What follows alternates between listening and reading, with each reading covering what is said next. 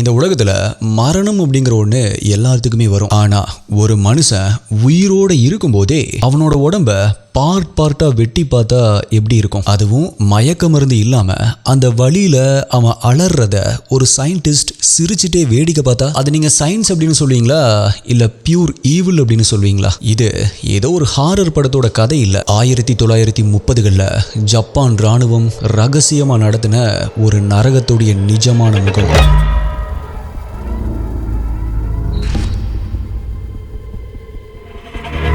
ஸ்டார்டிங்லேயே சொல்லிடுறேன், இந்த வீடியோ ரொம்பவே பயங்கரமாக இருக்கும். அண்ட் ஏதோ ஒரு ஹாலிவுட் ஹாரர் மூவி பார்த்த மாதிரி உங்களுக்கு தோண ஆரம்பிக்கும். பட் நான் இதில் சொல்கிற ஒவ்வொரு விஷயங்களுமே உண்மையாக நடந்த விஷயங்கள். கண்ணை மூடி யோசிச்சு பாருங்க. நீங்கள் ஒரு கைதி உங்களுடைய கண்களை கட்டிட்டு ஒரு இடத்துக்கு கூட்டிகிட்டு போகிறாங்க. அந்த இடத்துல பெரிய பெரிய காம்பவுண்ட்ஸ் ஒரு மாதிரி இருக்கு.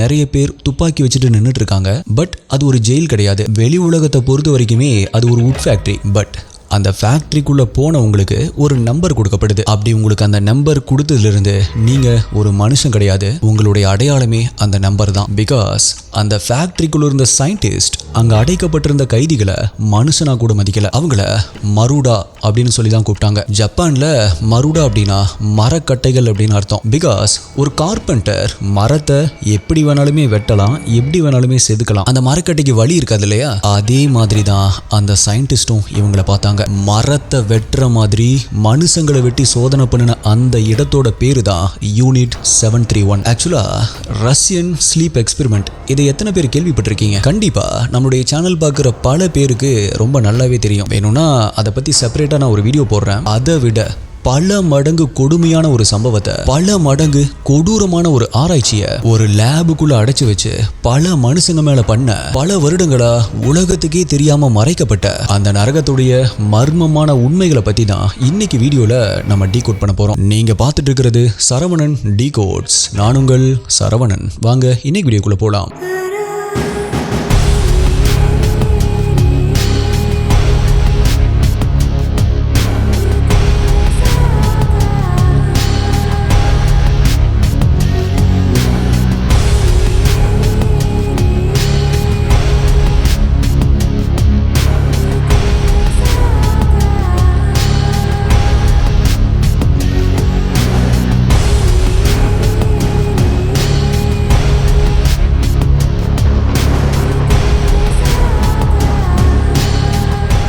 இந்த வீடியோல நான் சொல்ற யூடியூப்ல காமிக்க முடியாத crime scene images, crime scene videos எல்லாமே நம்மளுடைய அஃபீஷியல் டெலிகிராம் குரூப்ல தான் அப்டேட் பண்ணுவோம். யூடியூப்ல கரெக்டா நோட்டிபிகேஷன் கிடைக்காதவங்களுக்கும் அங்க இன்ஸ்டன்டா அப்டேட் கிடைச்சிரும். டெலிகிராம் யூஸ் பண்ணாதவங்களுக்கு வாட்ஸ்அப்ல நம்மளுடைய சேனல் இருக்கு. அங்கேயுமே உங்களுக்கு இன்ஸ்டன்ட் அப்டேட்ஸ் கிடைச்சிரும். நம்மளுடைய அஃபீஷியல் வாட்ஸ்அப் மற்றும் டெலிகிராம் சேனலுடைய லிங்க் டிஸ்கிரிப்ஷன் பின்ட் கமெண்ட்ல கொடுத்திருக்கேன். செக் பண்ணி பாருங்க.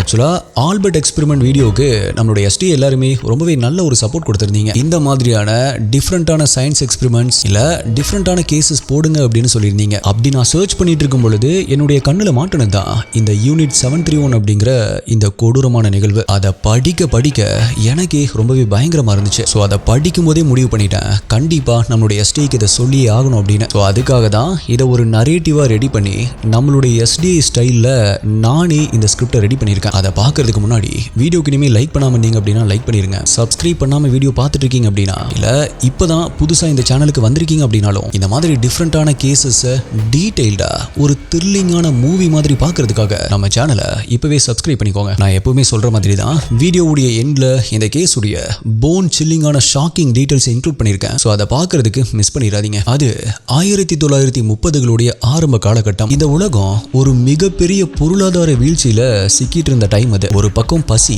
இன்னொரு பக்கம் அதிகார வெறி. யாரு பெரியவன், நீ பெருசா நான் பெருசா அப்படிங்கிற போட்டி உலக நாடுகளுக்குள்ள தீயா எரிஞ்சிட்டு இருந்துச்சு. அப்ப ஜப்பான் ஒரு சாதாரண நாடா இல்ல, ஒரு மிகப்பெரிய சாம்ராஜ்யமா, ஜாப்பனீஸ் எம்பையரா உருவெடுக்க இந்த உலகத்தையே ஆள்றதுக்காக துடிச்சிட்டு இருந்துச்சு. அவங்களுடைய பார்வை முழுக்கவே ஏசியா மேலதான் இருந்துச்சு. குறிப்பா சைனாவை கைப்பற்றணும் அப்படிங்கிறது தான் அவங்களுடைய வெறியா இருந்துச்சு. ஆனா அந்த டைம்ல ஹியூமன் ரைட்ஸ், மனித உரிமைகள் அப்படிங்கிற வார்த்தைக்கு அர்த்தம் இல்லாம இருந்துச்சு. ஜெர்மனில ஹிட்லர் ஒரு பக்கம் யூதர்களை வேட்டையாடிட்டு இருந்தார் அப்படின்னா, ஜப்பான்ல இந்த ஷிரோ இஷி அப்படிங்கிற சயின்டிஸ்ட் சயின்ஸ் அப்படிங்கிற பேர்ல ரத்த வேட்டையாட தயாராகிட்டு இருந்தாரு.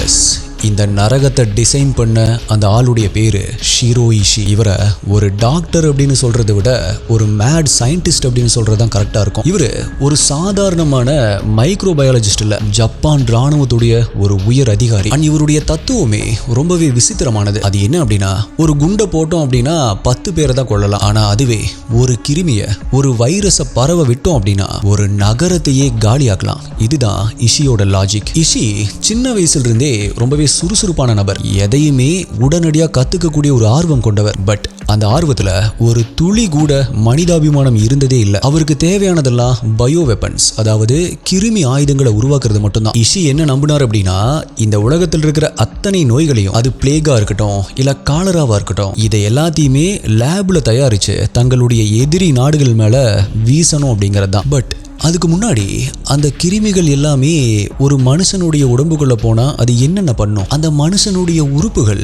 எப்படியெல்லாம் சிதைய ஆரம்பிக்கும் அப்படிங்கிறத நேர்ல பார்க்கணும் அப்படின்னு ஆசைப்பட்டாரு. இவருக்கு தன்னுடைய புத்திசாலித்தனம் மேல ஒரு அபரிவிதமான கர்வம் இருந்துச்சு. இஷியோட மிக முக்கியமான குணமே அவருடைய காட் காம்ப்ளெக்ஸ் தான். அதாவது தான் ஒரு கடவுள் மாதிரி, யாருடைய உயிரை வேணாலுமே எடுக்கலாம், யாரை வேணாலுமே சாகடிக்கலாம் அப்படின்னு அவர் நம்பினாரு. இஷிக்கிட்டு இருந்த ஒரு விசித்திரமான பழக்கம் என்ன அப்படின்னா, அவருடைய டபுள் லைஃப். ஒரு பக்கம் பயங்கரமான ரிச்சான பார்ட்டிக்கெல்லாம் போவாரு, நல்ல அழகா இருக்கிற பெண்கள் கூட ஜாலியான லைஃபை வாழ்வாரு. பட் அடுத்த 1 மணி நேரத்துல அதே கைகளால ஒரு மனுஷனுடைய வயித்தை மயக்க மருந்தே கொடுக்காம அப்படியே உயிரோட இருக்கும் பொழுதே அதை கிழிச்சு ஆய்வு பண்ணுவாரு. அவருக்கு இந்த 2 லைஃபுக்கும் இடையில எந்த ஒரு மன உளைச்சலுமே வராது. சிம்பிளா சொல்லணும் அப்படின்னா, அவருக்கு கொலை செய்யறது அப்படிங்கிறது ஜஸ்ட் ஒரு சயின்டிபிக் ப்ரொசீஜர், அவ்வளவுதான். இன்னொரு விஷயம், இஷிக்கு சுத்தம் அப்படின்னா ரொம்பவே பிடிக்கும். எப்ப பார்த்தாலுமே தன்னுடைய கைகளை கழுவிட்டே இருப்பாரு. கிருமிகளை வச்சு இந்த உலகத்தையே அழிக்க பார்த்த ஒருத்தர் தம் மேல ஒரு சின்ன கிருமி கூட இருக்கக்கூடாது அப்படின்னு அவ்வளவு கவனமா இருப்பாரு. இந்த விசித்திரமான குணங்கள் தான் அவர் ஒரு சீரியல் கில்லரா மாத்தாம ஒரு ஸ்டேட் ஸ்பான்சர்ட் மான்ஸ்டரா மாத்துச்சு. ஜப்பான் ராணுவம் அவருக்கு தேவையான அத்தனை வசதிகளையுமே செஞ்சு கொடுத்துச்சு. ஏன்னா அவங்களுக்கு இஷியோட அந்த பிசாசுத்தனமான புத்திசாலித்தனம் தேவைப்பட்டுச்சு. யோசிச்சு பாருங்க, ஒரு டாக்டர் மற்றவங்களுடைய உயிரை காப்பாத்துறதுக்காக தான் படிப்பாங்க. ஆனா இஷியோ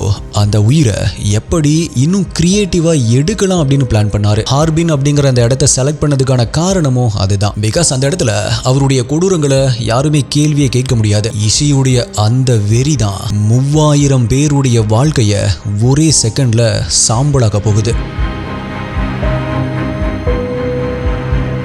இப்ப நாம பார்க்க போற இந்த இடம் தான் 1930களில் ஜப்பான் ராணுவத்துடைய டாப் சீக்ரெட்டான ஒரு இடமான பிங்ஃபேங். இது 6 சதுர கிலோமீட்டர் பரப்பளவு கொண்டது. ஆக்சுவலா இவ்வளவு பெரிய இடத்தை மற்ற உலக நாடுகளுக்கு தெரியாம மறைக்கிறதுக்காக ஜப்பான் ஒரு பெரிய நாடகத்தையே நடத்துச்சு. பிகாஸ் அந்த ஃபேக்டரிக்கு வெளியே வுட் ஃபேக்டரி அப்படின்னு போர்டு தொங்க விடப்பட்டிருந்துச்சு. ஸோ உள்ள என்ன சத்தம் கேட்டாலும் சரி, எவ்வளோ தண்ணி யூஸ் பண்ணாலும், எலக்ட்ரிசிட்டி யூஸ் பண்ணாலும் எந்த சந்தேகமும் வராது. பட் அந்த காம்பவுண்ட்ஸை தாண்டி உள்ள போனாதான் இந்த உலகமே நடுங்குற அந்த பதுங்கு குழிகளும் ரகசிய லேபுகளும் இருந்துச்சு. அண்ட் இந்த கட்டிடங்களுடைய இதயம் எது தெரியுமா? அதுதான் பிளாக் ஆரோ. அண்ட் இங்க தான் நான் முன்னாடி சொன்ன மருடாக்கள், அதாவது மரக்கட்டைகள் அப்படின்னு சொல்ற அந்த மனுஷங்க அடைக்கப்பட்டிருந்தாங்க. அண்ட் அந்த ஜெயில் எப்படி டிசைன் பண்ணப்பட்டிருந்துச்சு அப்படின்னா, அங்க அடைக்கப்பட்டிருக்கிற கைதிகளுக்கு பகல் எது இரவு எது அப்படின்னே தெரியவே தெரியாது. 24 மணி நேரமும் லைட் எரிஞ்சிட்டே இருக்கும். அங்க இருக்கிற ஒவ்வொரு ரூம்லயும் 4 to 6 கைதிகள் இருப்பாங்க. இவங்களுக்கு போடப்பட்ட சாப்பிட்ற சாப்பாடு அப்படிங்கிறது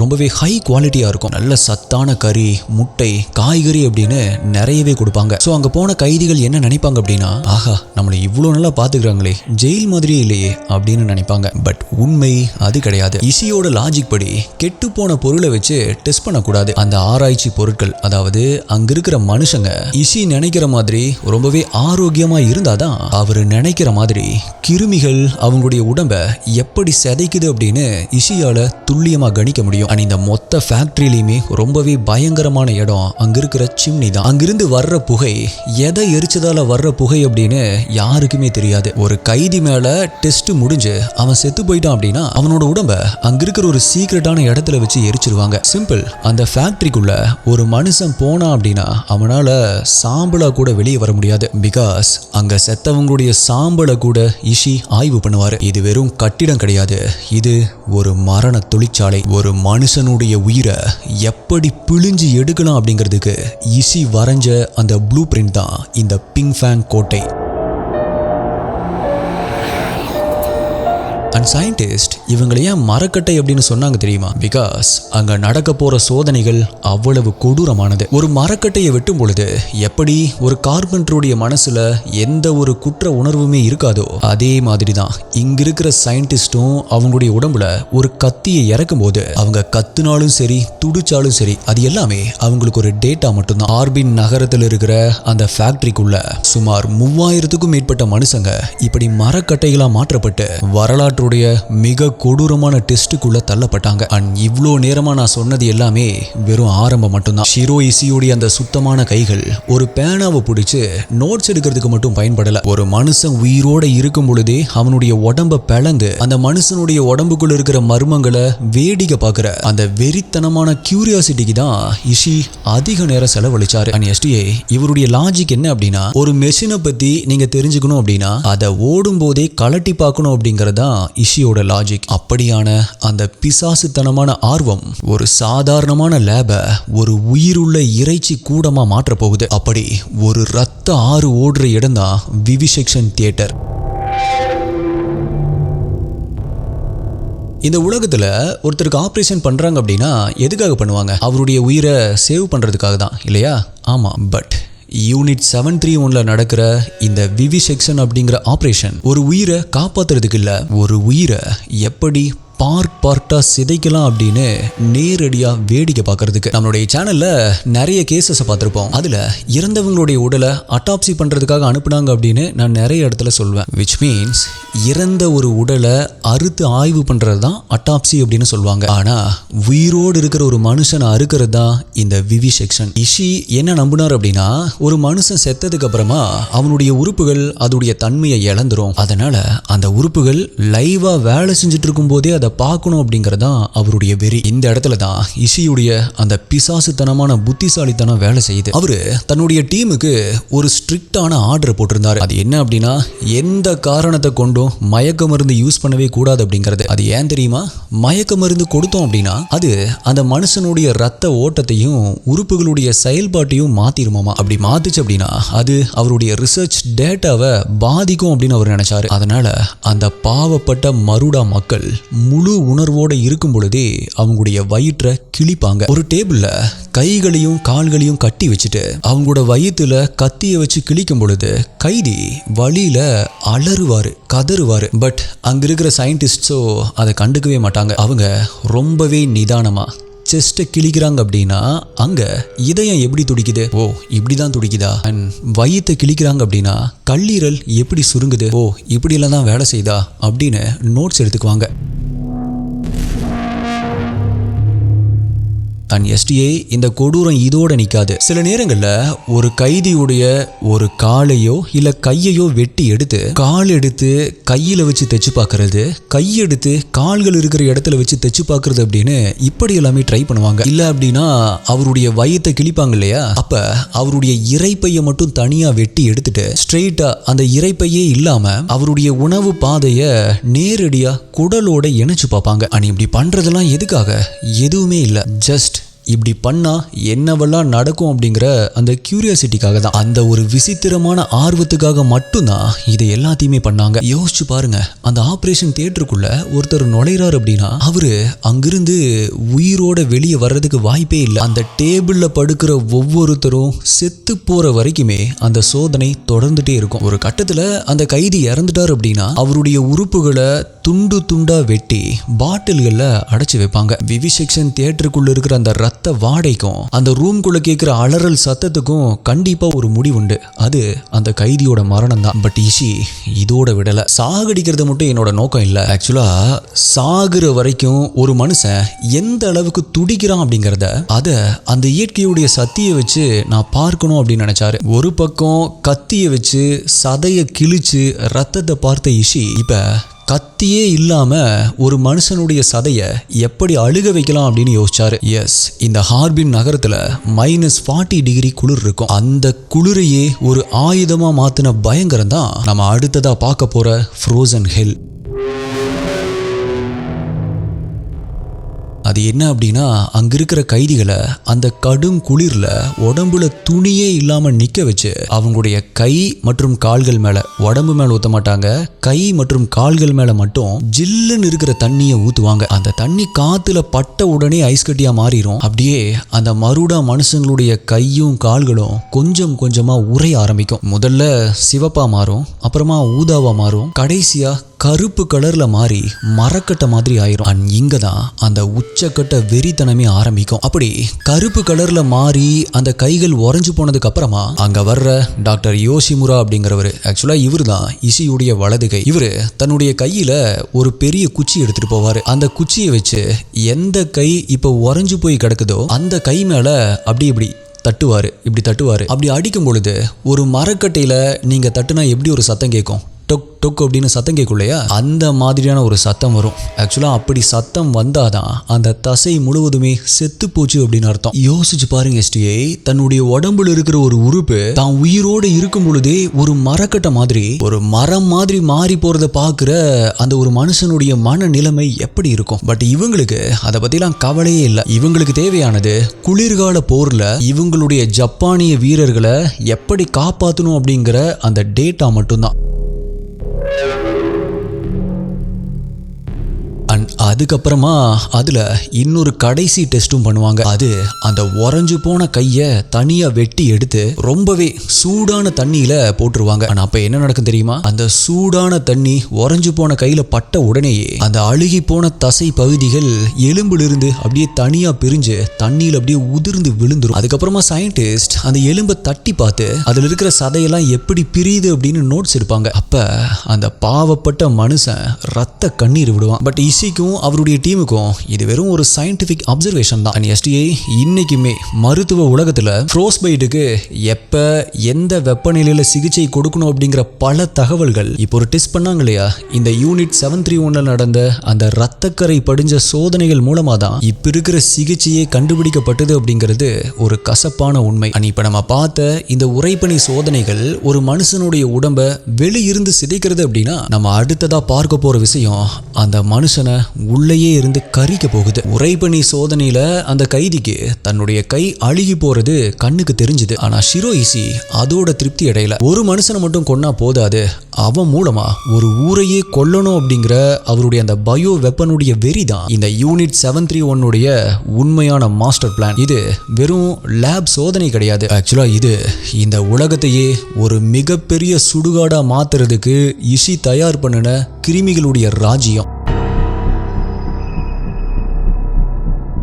இதுக்காக இஷியுடைய இந்த பிங்ஃபேங் கோட்டைக்குள்ள ஒரு தனி பிரிவே இருந்துச்சு. அங்க வருஷத்துக்கு சுமார் 300 மில்லியன் எலிகளை உற்பத்தி செய்யற அளவுக்கு வசதிகள் இருந்துச்சு. எதுக்காக இத்தனை எலிகள் அப்படின்னு உங்களுக்கு தோணலாம். அது எதுக்கு அப்படின்னா, ஹிஸ்டரியிலேயே கருப்பு மரணம், பிளாக் டெத் அப்படின்னு சொல்லப்படுற இந்த பிளேக் கிருமிகளை பரப்புறதுக்கு இஷி தேர்ந்தெடுத்தது இந்த எலிகளை தான். அங்க இருக்கிற சயின்டிஸ்ட் அந்த எலிகளுக்கு பிளேக் கிருமிகளை இன்ஜெக்ட் பண்ணுவாங்க. அந்த எலிகள் மேல இருக்கிற உண்ணிகள் அந்த ரத்த ரத்தத்தை குடிச்சு எலிகளுக்குள்ள இருக்கிற கிருமிகளை தங்களுக்குள்ள ஏத்திக்கிட்டு அந்த உண்ணிகள் எல்லாமே சூப்பர் ஸ்ப்ரெட்டர்ஸா மாறும். சோ இப்ப இஷி கிட்ட வைரஸ் எல்லாமே தயாரா இருக்கு. பட் இந்த வைரஸை தங்களுடைய எதிரிங்க மேல எப்படி வீசுறது அப்படின்னு யோசிச்சவரு இதுக்காகவே ஒரு விசித்திரமான குண்டை கண்டுபிடிச்சாரு. அதுக்கு பேரு தான் உஜி பாம். இந்த பாம் இரும்பால் ஆனதில்ல, இது பீங்கானால செராமிக்கால ஆனது. பிகாஸ் சாதாரண குண்டு வெடிக்கும் பொழுது அதுல ஏற்படுற வெப்பம் அந்த வைரஸை கொன்னுரும். பட் பீங்கான் குண்டு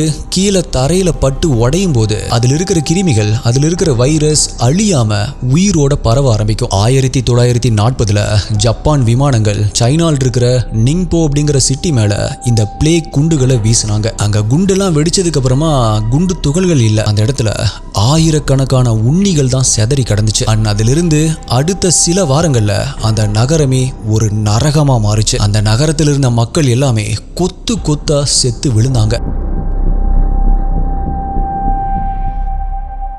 வெறும் குண்டுகள் மட்டும் இல்ல, இஷி இன்னுமே கிரியேட்டிவா யோசிச்சாரு. அங்க இருக்கிற கைதிகளுக்கு கொடுக்கிற தண்ணி, பழங்கள், ஏன் குழந்தைகளுக்கு கொடுக்கிற சாக்லேட்ல கூட காலரா மற்றும் அந்த்ராக்ஸ் வைரஸஸ் கலந்து அவங்களுக்கு கொடுப்பாங்க. அந்த வைரஸ் எல்லாமே உடம்புக்குள்ள போச்சு அப்படின்னா ஒரு மனுஷன் எத்தனை நிமிஷத்துல சாவான். அந்த வைரஸ் மனுஷனுடைய உடம்புக்குள்ள போனதுக்கு அப்புறமா அவனுடைய குடல் எப்படி அழுகுது அப்படிங்கறத அந்த கைதி துடிச்சு சாகுற வரைக்குமே பக்கத்துல நின்னு வேடிக்கை பார்ப்பாங்க. இஷிக்கு இது ஒரு போர். ஆனா அங்க இருக்கிற கைதிகளான மருடாக்களுக்கு இது கற்பனை செய்ய முடியாத ஒரு பயங்கரம். இந்த பயோவார், இந்த கிருமி போர் மூலமா லட்சக்கணக்கான மக்களை கொல்லணும் அப்படின்னு பிளான் பண்ண இஷி திடீர்னு ஒரு விசித்திரமான கேள்வியை கேட்டாரு. சரி, இந்த கிருமிகள் எல்லாம் இல்லாம வெறும் ஹை பிரஷர், ஏர் பிரஷரை வச்சு ஒரு மனுஷனை கொல்ல முடியுமா? அப்படி பண்ணா என்ன ஆகும் அப்படின்னு யோசிச்சாரு. ஆக்சுவலா அவருக்கு ஒரு மனுஷனோட உடம்பு அப்படிங்கிறது ஒரு மெஷின் மாதிரி தான் தெரிஞ்சது. ஒரு மெஷினை எவ்வளவு பிரஷர்ல உடைக்கலாம் அப்படின்னு பாக்குற மாதிரி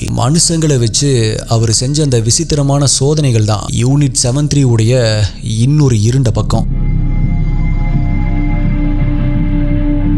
ஆமா எஸ்டிஏ, இஷி ஒரு ஹை பிரஷர் சேம்பரை உருவாக்குனாரு. அந்த சேம்பருக்குள்ள, அந்த ரூம்குள்ள ஒரு கைதியை உள்ள வச்சுக்கிட்டு அந்த ரூம்ல இருக்கிற பிரஷரை அதிகப்படுத்துவாங்க. இல்ல அப்படின்னா அந்த ரூம்ல இருக்கிற காத்தை மொத்தமா வெளியே எடுத்துருவாங்க. இப்ப அந்த ரூம்ல இருக்கிற பிரஷரை அதிகப்படுத்துறாங்க அப்படின்னா அழுத்தம் அதிகமாக அதிகமாக அந்த மனுஷனுடைய உடம்புக்குள்ள இருக்கிற கண்கள், குடல் மற்றும் உறுப்புகள் எல்லாமே வெளியே பிதுங்கி வர ஆரம்பிக்கும். அப்படி அந்த மனுஷன் தவிக்கிற தவிப்பை இஷி கேமராவை வச்சு ஷூட் பண்ணிட்டு இருப்பாரு. ஆக்சுவலா ஒரு மனுஷனுடைய உடம்பு எவ்வளவுதான் பிரஷரை தாங்குது அப்படின்னு பாக்குறது தான் இஷியுடைய அந்த விஞ்ஞான தாகம். அடுத்ததா இன்னொரு சோதனை. அது என்ன அப்படின்னா, ஒரு மனுஷனை ஒரு பெரிய மெஷின்ல கட்டி வச்சுட்டு அந்த மெஷினை ரொம்பவே வேகமா சுத்த விடுவாங்க. எக்ஸாம்பிளுக்கு ஒரு ஃபேன்ல உங்களை கட்டி விட்டு அந்த ஃபேனை பயங்கரமான ஸ்பீட்ல சுத்த வச்சா அது எப்படி இருக்கும்? அந்த மாதிரி அது ஒரு குறிப்பிட்ட வேகத்தை தாண்டும் போது அந்த மனுஷனோட உடம்புல இருக்கிற ரத்தம் எல்லாமே பிரிஞ்சு அவனுடைய தோல் வழியா அந்த ரத்தம் கசிய ஆரம்பிக்கும். கடைசியா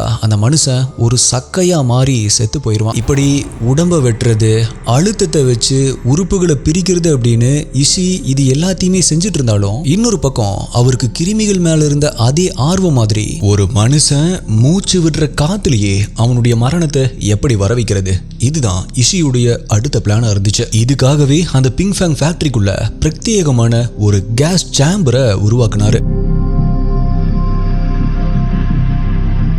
இஷி பயன்படுத்தின கேஸ்கள்ல ரொம்பவே கொடூரமானது மஸ்டர்ட் கேஸ் மற்றும் ஹைட்ரஜன் சயனைட் கேஸ். ஒரு சேம்பருக்குள்ள, அதாவது ஒரு ரூம்குள்ள ஒரு கைதியை வச்சு பூட்டிட்டு அந்த கேஸை அந்த ரூம்குள்ள திறந்து விட்டுருவாங்க. அந்த புகை பட்ட உடனே அந்த மனுஷனுடைய கண் எரிய ஆரம்பிக்கும். எரிச்சல் தாங்க முடியாம கதற ஆரம்பிப்பாங்க. அதை சுவாசிக்கும் பொழுது அவங்களுடைய நுரையீரல் உள்ளேயே அப்படியே வெந்து போகும். இஷி என்ன பண்ணுவார் அப்படின்னா, அந்த கைதி செத்து போறதுக்கு எத்தனை நிமிடங்கள் ஆகுது, அந்த கேஸை உள்ள அனுப்பி எவ்வளவு நிமிஷங்கள் கழிச்சு அந்த கைதி சாகுறான் அப்படின்னு ஸ்டாப் வாட்சை வச்சு கணக்கெடுத்துட்டு இருப்பாரு. அது மட்டும் இல்ல, அந்த புகை கைதியுடைய உடம்புல எந்தெந்த இடங்கள்ல தீக்காயங்களை உருவாக்கி இருக்கு அப்படிங்கறத போட்டோ எடுப்பாங்க. அடுத்ததா நம்ம பார்க்க போறதுதான் இஷியுடைய டீம் செஞ்சதுலயே ரொம்பவே கீழ்த்தரமான ஒரு சோதனை. ஒரு அம்மாவையும் அவங்களுடைய சின்ன குழந்தையும் ஒன்னா அந்த கேஸ் சேம்பருக்குள்ள தள்ளுவாங்க. அந்த கேஸ் பட்டா உடம்பு எரியுது அப்படிங்கறத உணர்ந்த அந்த அம்மா தன்னுடைய குழந்தைய தன்னுடைய வயிற்றுக்கு அடியில வச்சுக்கிட்டு அந்த புகையிலிருந்து தன்னுடைய குழந்தையை காப்பாத்துறதுக்காக போராடுவாங்க.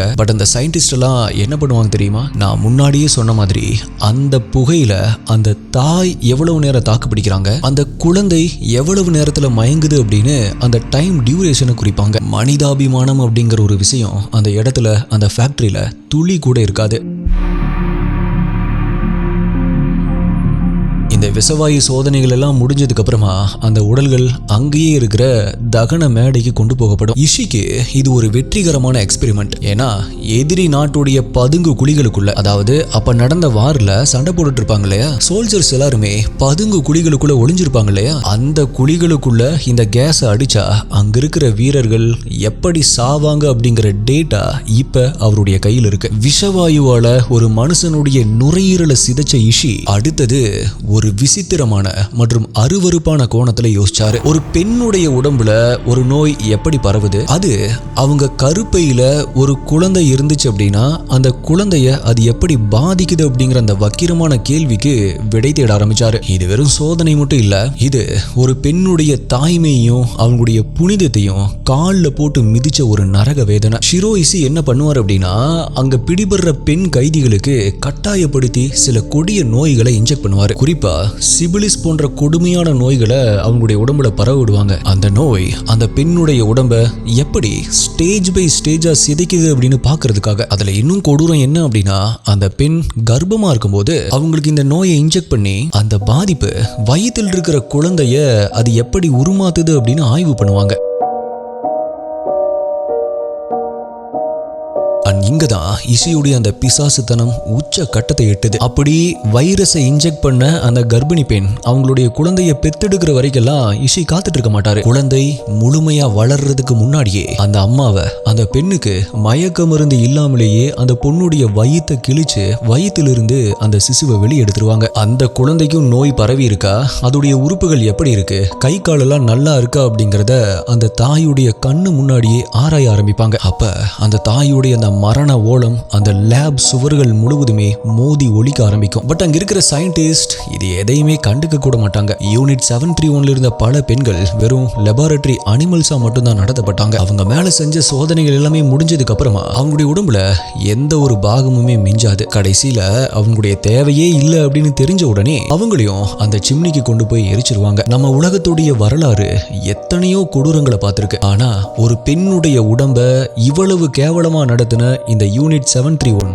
ஒரு தீராத கரை. பட் எஸ்டிஏ இவ்வளவு விஷயங்களை செஞ்ச இஷி எப்படி அப்படியே கையை தட்டிக்கிட்டு சிரிச்சுக்கிட்டே இதுல இருந்து தப்பிச்சாரு தெரியுமா? அது சரியா 1945 இரண்டாம் உலக போர்ல ஜப்பான் தோக்க போகுது அப்படிங்கிறது உறுதியாச்சு.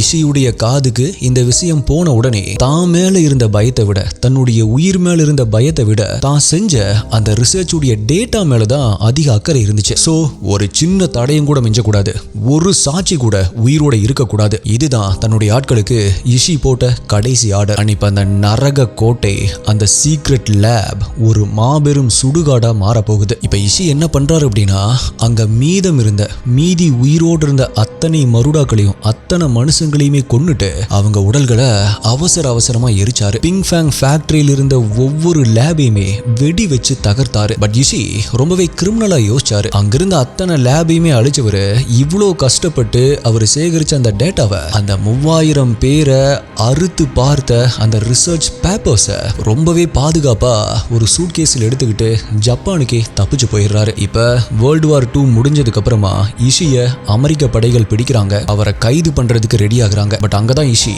ஒரு மாஸ்டர் மூவை விளையாடினாரு. அமெரிக்கா கிட்ட இஷி ஒரு டீல் பேசினாரு. இந்த ரிசர்ச் டேட்டாவை நான் தயார் பண்றதுக்கு எனக்கு 3000 உடம்புகள் தேவைப்பட்டுச்சு. நீங்க இதை தனியா செய்யணும் அப்படின்னா உங்களுக்கு பல வருஷங்கள் ஆகும். அது மட்டும் இல்ல, பல மில்லியன் டாலர் செலவாகும். சோ இந்த மொத்த தகவல்களையும் நான் உங்ககிட்ட கொடுக்குறேன். பதிலுக்கு எனக்கு தண்டனையிலிருந்து விலக்கு வேணும். இதுதான் என்னுடைய வேண்டுகோள் அப்படின்னு சொன்னாரு. இதை கேட்ட அமெரிக்கா யோசிக்க ஆரம்பிக்கிறாங்க. நீதி முக்கியமா இல்ல அந்த டேட்டா முக்கியமா? அமெரிக்கா யோசிச்சு ஒரு முடிவு எடுக்கிறாங்க. அறிவியல் ஜெயிச்சது, மனிதாபிமானம் தோத்து போச்சு. எஸ், அந்த சீக்ரெட் அக்ரிமெண்ட் படி யூனிட் 731 இருந்த எந்த ஒரு சயின்டிஸ்டுக்கும் ஒரு சின்ன தண்டனை கூட வழங்கப்படல. ஷிரோயிசி தன்னுடைய சொந்த நாடான ஜப்பான்ல ஒரு சாதாரண மனிதனா ரொம்பவுமே கௌரவ கௌரவமான ஒரு வாழ்க்கையை வாழ்ந்து அதிலிருந்து ஒரு 15 வருடங்கள் கழிச்சு, அதாவது 1959 புற்றுநோய் வந்து இறந்து போனாரு. தன்னை நம்பி வந்த குழந்தைய அந்த கேஸ் சேம்பருக்குள்ள பறி கொடுத்த அந்த தாய்க்கோ இல்ல மயக்க மருந்து இல்லாமலேயே தன்னுடைய வயிறு கிழிக்கப்பட்ட அந்த இளைஞனுக்கோ யாருக்குமே நீதி கிடைக்கல. அவங்களுடைய சாம்பல் அந்த பிங்ஃபேங் சிம்னி வழியா காத்துல கரைஞ்சு போனதுதான் மிச்சம். இந்த உண்மை கதையை நீங்க இப்ப கேட்டுட்டு இருக்கும்போது கூட உங்களுடைய மனசுல ஒரு விதமான நடுக்கம் இருக்கும். ஆனா இதோடைய சோகமான உண்மை என்ன தெரியுமா? இன்னைக்கு நம்ம பயன்படுத்திட்டு இருக்கிற பல முக்கியமான மருத்துவ தகவல்கள், அதாவது எக்ஸாம்பிளுக்கு ஹைப்போதெர்மியா சிகிச்சையிலிருந்து வேக்சின் டெஸ்டிங் வரைக்குமே அதில் இருக்கிற பல அடிப்படையான தகவல்கள் இப்ப இவ்வளவு நேரமா நீங்க கேட்டீங்க இல்லையா, இந்த யூனிட் 731ல பல மனிதர்கள் மேல நடத்தப்பட்ட டெஸ்ட்ல இருந்து அந்த ரத்த கரையிலிருந்து எடுக்கப்பட்ட டேட்டா தான். இந்த காலகட்டத்தில் நம்ம ஒரு நோயை குணப்படுத்துறோம் அப்படின்னு சந்தோஷப்படும் போது அந்த மருத்துவ வளர்ச்சிக்கு பின்னாடி, அந்த தகவலுக்கு பின்னாடி இப்படி ஒரு கொடூரமான வரலாறு இருக்குது அப்படிங்கறத உலகம் மறந்துருச்சு. மனிதாபிமானம் இல்லாத அறிவு ஒரு கொடிய விஷம் அப்படிங்கிறதுக்கு இந்த சிரோ இஷி தான் ஒரு மிகப்பெரிய உதாரணம். இன்னைக்கு அந்த பிங்ஃபேங் கோட்டை, அந்த சீக்ரெட் லேப் ஒரு பெரிய மியூசியமா இருக்கு. அந்த மியூசியத்துக்குள்ள இருக்கிற காத்துல இன்னைக்குமே அந்த 3000 மருடாக்களுடைய ஓலம் கேட்டுக்கிட்டே தான் இருக்கு. எஸ்டிஏ வரலாறு அப்படிங்கிறது வெறும் சாதனைகளை மட்டும் படிக்கிறது இல்ல, இப்படிப்பட்ட கரைகளையும் நம்ம தெரிஞ்சுக்கணும். அப்பதான் மறுபடியும் இப்படி ஒரு நரகத்தை நம்ம உருவாக்காம இருப்போம். தண்டிக்கப்படாத குற்றங்கள், வரலாற்றின் தீராத சாபங்கள். வீடியோ இப்போ வரைக்கும் லைக் பண்ணாம இருந்தா ஒரு லைக் கொடுத்துருங்க. நம்மளுடைய சேனலை சப்ஸ்கிரைப் பண்ணாம பார்த்துட்டு இருக்கிறவங்க ஆர் புது வியூவர்ஸ் இதே மாதிரி பல டிஃப்ரெண்டான கேசஸை பார்க்கறதுக்கு சப்ஸ்கிரைப் பண்ணிக்கோங்க. அண்ட் இப்ப இந்த கேஸ் உடைய டிட் யூ நோ சாப்டர் உடைய போன் சில்லிங்கான சில ஷாக்கிங் டீடைல்ஸை பார்க்கலாம். Shocking detail 1. எஸ்டிஏ நான் முன்னாடி சொன்ன அந்த பல டிஃப்ரெண்டான டெஸ்ட் மட்டும் இல்லாம அங்க இருக்கிற சயின்டிஸ்ட் இன்னொரு பயங்கரமான டெஸ்டையும் பண்ணியிருந்தாங்க. அது என்ன அப்படின்னா, ஒரு மனுஷனுடைய ரத்தத்தை மொத்தமா உறிஞ்சி வெளியே எடுத்துட்டு அதுக்கு பதிலா குதிரையுடைய ரத்தத்தை, அதாவது அனிமல்ஸ் உடைய ரத்தத்தை உள்ள விட்டோம் அப்படின்னா மனுஷனுக்கு என்ன ஆகும், இல்ல விலங்குகளுடைய யூரினை, விலங்குகளுடைய சிறுநீரை மனுஷனுடைய உடம்புக்குள்ள ரத்தத்துக்கு பதிலா உள்ள விட்டா என்ன ஆகும் அப்படின்னு டெஸ்ட் பண்ணியிருக்காங்க. அப்படி அந்த வேற்று ரத்தம், அனிமல்ஸ் உடைய யூரின் மனுஷனுடைய உடம்புக்குள்ள போகும்போது எப்படி அந்த மனுஷன் துடி துடிச்சு செத்தான் அப்படிங்கறத ரியல் டைமா டேட்டா எடுத்திருக்காங்க. Shocking detail 2. அங்க இருக்கிற கைதிகளை ஒரு ரூம்குள்ள அடைச்சு வச்சுட்டு அளவுக்கு அதிகமான எக்ஸ்ரே கதிர்வீச்சுகளை அவங்க மேல செலுத்திருக்காங்க. இதனால அவங்களுடைய உடம்புக்குள்ள இருக்கிற உறுப்புகள் எல்லாமே உடம்புக்குள்ளேயே கருகி போயிருக்கு. ஆக்சுவலா அந்த டெஸ்டுடைய அவங்களுடைய நோக்கம் என்ன அப்படின்னா, இந்த மாதிரி அதிகமான ஒரு எக்ஸ்ரே கதிர்வீச்சை செலுத்தணும் அப்படின்னா ஒரு மனுஷன் எது வரைக்கும் உயிரோட இருப்பான் அப்படிங்கறத அந்த டாலரன்ஸ் லெவலை பார்க்கறதுக்காக தான் இவங்க இப்படி பண்ணிருக்காங்க. Shocking detail 3. சில கைதிகளை எதுவுமே இல்லாத கும் இருட்டான ஒரு அறைக்குள்ள போட்டுருவாங்க. வெறும் தண்ணியை மட்டும் கொடுத்துட்டு சாப்பாடு கொடுக்காம அவங்க எத்தனை நாள் உயிரோட இருப்பாங்க, இல்ல சாப்பாடு மட்டும் கொடுத்துட்டு தண்ணியை கொடுக்காம அவங்க எத்தனை நாள் உயிரோட இருப்பாங்க அப்படின்னு அந்த மனுஷங்க எலும்பும் தோலுமா மாறி செத்து விழுகிற வரைக்கும் வேடிக்கை பார்த்திருக்காங்க. Shocking detail 4. அவங்க ஒரு பயோ வெப்பனை தயாரிச்சாங்க இல்லையா, கிருமிகளை ஒரு வெப்பனா யூஸ் பண்ணாங்க இல்லையா, அப்படி சைனால இருக்கிற கிராமங்கள்ல அங்க இருக்கிற சின்ன குழந்தைகளுக்கு இந்த ஷிரோ இஷியுடைய ஆட்கள் போய் சாக்லேட்ஸ் மற்றும் பிஸ்கட்களை ஃப்ரீயா கொடுப்பாங்க. பட் அந்த சாக்லேட்ஸ் மற்றும் பிஸ்கட்ஸ்ல ஆந்த்ராக்ஸ் மற்றும் காலரா கிருமிகள் கலந்திருக்கும். அந்த குழந்தைகள் அதை சாப்பிட்ட அடுத்த சில நாட்கள்ல அந்த கிராமமே ஒரு சுடுகாடா மாறும். இத இஷி சும்மா ஒரு ஃபீல்ட் டெஸ்டா பண்ணியிருக்காரு. Shocking detail 5. யூனிட் 731ல வேலை பார்த்த விஞ்ஞானிகள் அங்க நடக்கிற கொலைகளையும் அங்க நடக்கிற சித்திரவதைகளையும் ஒரு விளையாட்டு மாதிரி பிளேஃபுல்னஸா பார்த்திருக்காங்க. நம்ம ஃபர்ஸ்ட் பார்த்தோம் இல்லையா, விவிசெக்ஷன் ஆபரேஷன், அதை எல்லாத்தையுமே வீடியோ எடுத்து அதை மற்ற ஸ்டூடெண்ட்ஸ்க்கு ஒரு என்டர்டைன்மெண்டா காட்டியிருக்காங்க. Shocking detail 6. இப்ப நம்ம பார்த்த இந்த ஒட்டுமொத்த டெஸ்டையும் பண்றதுக்கு, இந்த ஒட்டுமொத்த நரகத்தையும் நடத்துறதுக்கு ஜப்பானுடைய கவர்மெண்ட் அந்த காலத்திலேயே ஒரு வருஷத்துக்கு சுமார் 10 மில்லியன் என்ன நிதியா ஒதுக்கி இருக்கு. இப்போதைக்கு இதோடைய மதிப்பு நம்ம கணக்கு போட்டோம் அப்படின்னா வருஷத்துக்கு சுமார் 86 மில்லியன் டாலர்ஸ். அவ்வளோ பணத்தை ஜப்பான் கவர்மெண்டே நிதியா கொடுத்திருக்கு. அதாவது இவ்வளோ கொலைகளை பண்றதுக்கு, இப்படிலாம் டெஸ்ட் பண்றதுக்கு ஸ்பான்சர் பண்ணிருக்கு. Shocking detail 7. யூனிட் 731ல வேலை செஞ்ச பல சயின்டிஸ்டுக்கு இந்த போருக்கு அப்புறமா ஜப்பானோட பெரிய பெரிய மெடிக்கல் காலேஜ்ல ப்ரொஃபஸர்களாகவும் ஜப்பான் கவர்மெண்டோடைய முக்கிய பதவிகள்லையும் ப்ரொமோட் பண்ணிருக்காங்க. அவங்க செஞ்ச பாவத்துக்கு தண்டனைக்கு பதிலா அவங்களுக்கு பதவி உயர்வு தான் கிடைச்சிருக்கு. ஸோ மை டியர் எஸ்டிஏ, இந்த கேஸை பத்தியும் இப்ப நம்ம பார்த்த இந்த ஷாக்கிங் டீடைல்ஸ்ல எந்த எக்ஸ்பெரிமெண்ட் உங்களுக்கு கேட்கறதுக்கே ரொம்பவே கொடுமையா இருந்துச்சு அப்படிங்கறதையும் கீழே கமெண்ட் பண்ணுங்க. அண்ட் 2025ல நான் அப்லோட் பண்ண வீடியோஸ்ல அந்த வருஷத்துலேயே டாப் 25 கேசஸாக எனக்கு நான் ரேங்க் பண்ண கேசஸை ஒரு பிளேலிஸ்ட்டாக நான் அப்டேட் பண்ணியிருக்கேன். இன்கேஸ் செக் பண்ணாதவங்க என் ஸ்க்ரீனில் டிஸ்கிரிப்ஷனில் அந்த லிங்க் கொடுத்துருக்கேன், செக் பண்ணி பாருங்க. ஆல்சோ அடுத்தது என்ன கேஸ் வேணும், என்ன டாப்பிக்கில் வீடியோ வேணும் அப்படிங்கிறதையும் கீழே கமெண்ட் பண்ணுங்க. உங்களுடைய பெஸ்ட்டான கமெண்ட் அடுத்த வீடியோவில் வரும். வேற ஒரு வீடியோவில் மீட் பண்ணுறேன். நன்றி, பாய்.